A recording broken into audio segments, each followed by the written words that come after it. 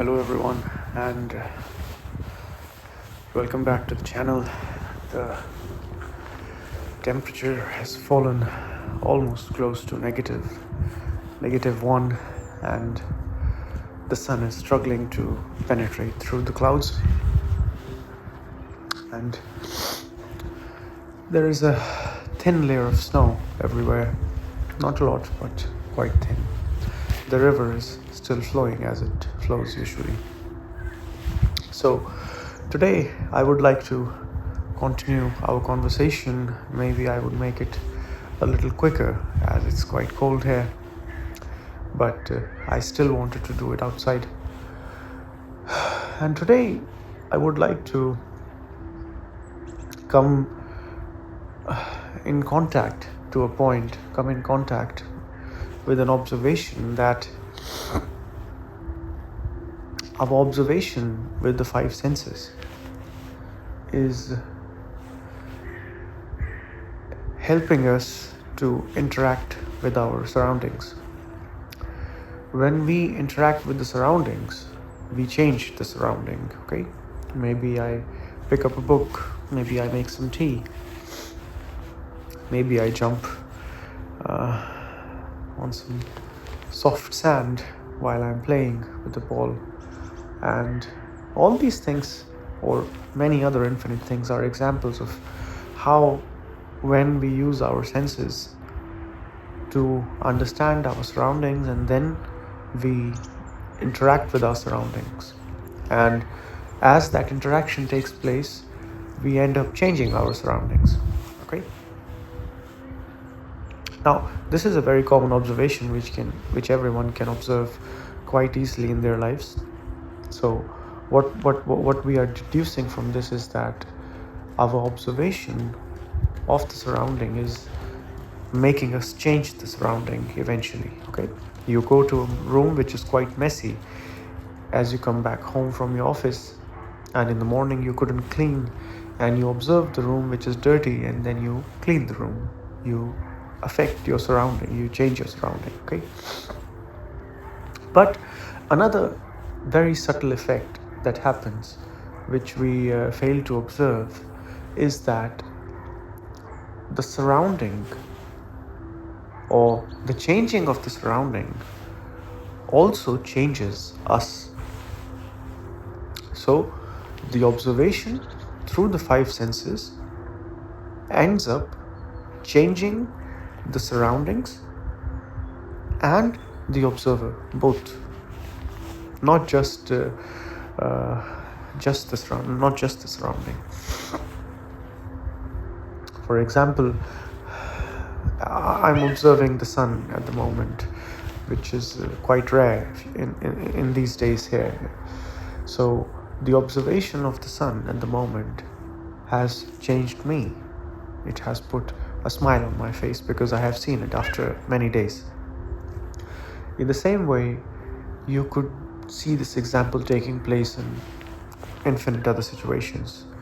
Your exam results, you seeing someone you love very much who was traveling somewhere, returns back home, and you see this person, and that observation changes you. So can you observe this in your everyday life, that the observation is not just changing the surrounding. Every second, as the observer, as you are going through an experience, using your five senses, and those five senses are observing, that is essentially changing you every moment. So even though you call yourself the same since you're born till you die, you are changing by each experience. Okay, so as a whole, it's one movement which is going out from you and then coming back into you. Okay, Krishnamurti used to call this like the movement of ebb and flow.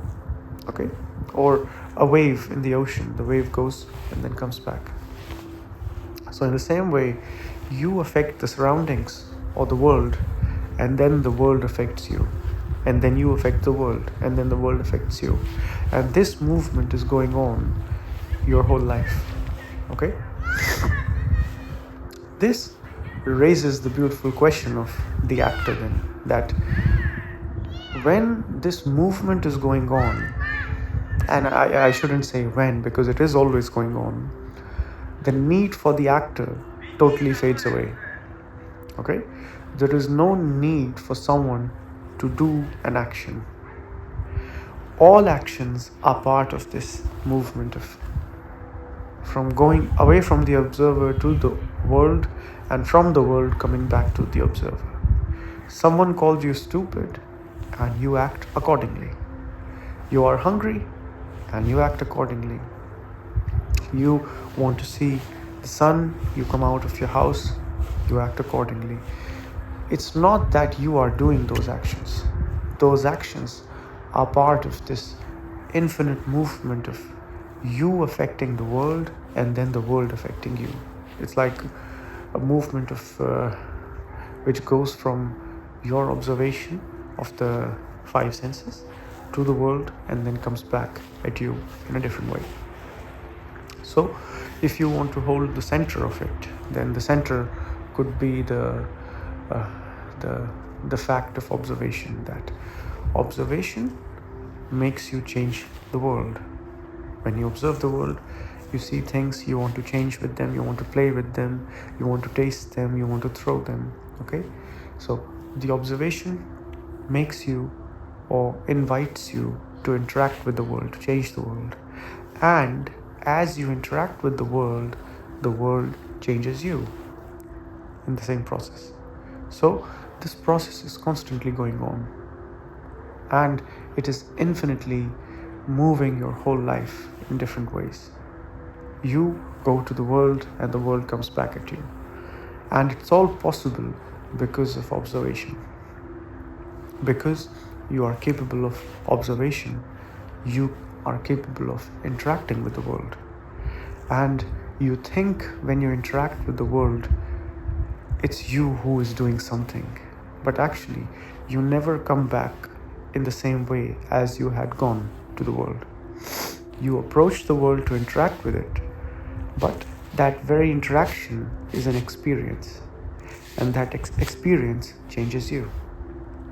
So the one who goes to the world to interact with it based on the observation goes through an experience and then comes back as something new, as something different. So for the sake of convenience, it's nice to say, or it's right to say, that you are the same person. And we have said it before as well, if you put a new name every day, it would be quite difficult to do everyday tasks. But inside of you, always be aware of this infinite movement of you going to the world and the world coming back to you. That's how this is called shunyata, which Buddha said, the emptiness of Buddha, that everything ends up being conserved. The observer going and then the world coming back to the observer. In the end, the emptiness or nothingness remains. So it's a very easy observation, but it could become very complicated if you overthink about it. Okay?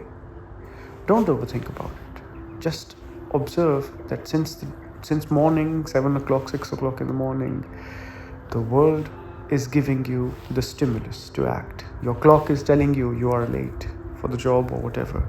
Your memory is telling you that you have a job and blah, blah, blah. This is where your office is. And then you move because of that stimulus to the world. And then as you move to the world, you go through the experience of that. And that experience changes you. And then the new you goes to the world again because there's a new stimulus.